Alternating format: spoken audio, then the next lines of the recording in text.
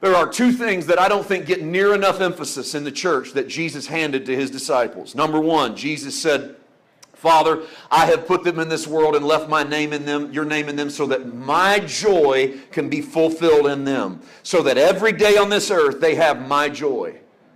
The second thing we don't emphasize enough is at the Last Supper, Jesus says to his disciples, my peace I leave with you. So Jesus has given you his joy and Jesus has given you his peace. All you have to do in life is figure out what brought Jesus great joy, what brought Jesus great peace. You can see his joy fulfilled in you. Joy filled up in who you are. Look at Psalms chapter 16, verse 11. I want to show you what Jesus might have been referencing. I don't know if I gave you that verse. You will show me the path of life. In your presence is fullness of joy. At your right hand are pleasures evermore. All right? Hear that again. You will show me the path of life. In your presence is fullness of joy. At your right hand are pleasures evermore. Now, I wanted to read it twice because I wanted to show you three things that happen. The middle part right there is where Jesus grabs in John 17. And he says, Father, I've left my joy in them that my joy may be fulfilled inside of my people. But what was Jesus quoting except one of their very own songs? And in that song, he gives them three things. God's going to show you the path of life. God's going to put you in the presence of the fullness of his joy, Psalm 16 and 11. And at your right hand will be pleasures evermore. So in Jesus' definition of joy, you're in the presence of God, you've received the fullness of joy, and God takes care of you in two ways. God's joy is wrapped up in two things. The path of life is found in God, and there's pleasures at God's right hand. So when you are given the joy of the Father, when you came to Christ, Christ deposited inside of you his joy.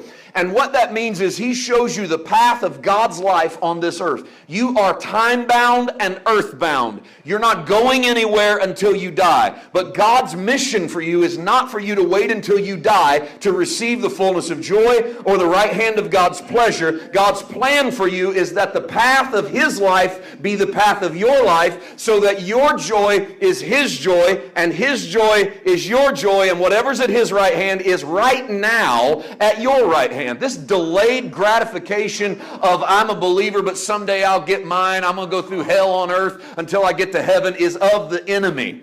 You do not realize, I don't think, that God took heaven, deposited it into earth, named it Jesus, and said, if any man will believe on me, he'll have the authority to call himself the sons of God. And so if you believe on Jesus, you can call yourself a part of a planet that's not even on your planet.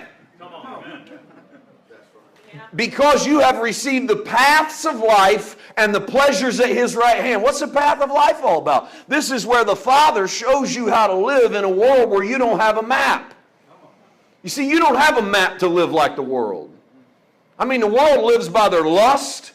They live by their desire. They live by their passion. They live by their fire. They live by their anger. They live by their emotion. They live by their pain. They live by their lack. They live by their desire.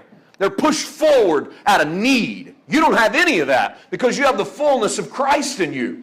So you don't live by your emotions. You don't live by your lack. You don't live by your need. You don't live out of your pain. You don't live out of fear. You don't live out of drive. You're drawn into the life of God. You feel him pulling you into his heartbeat. You sense his peace and his joy and his presence. Why would you cheapen what you have so you can think like an unbeliever?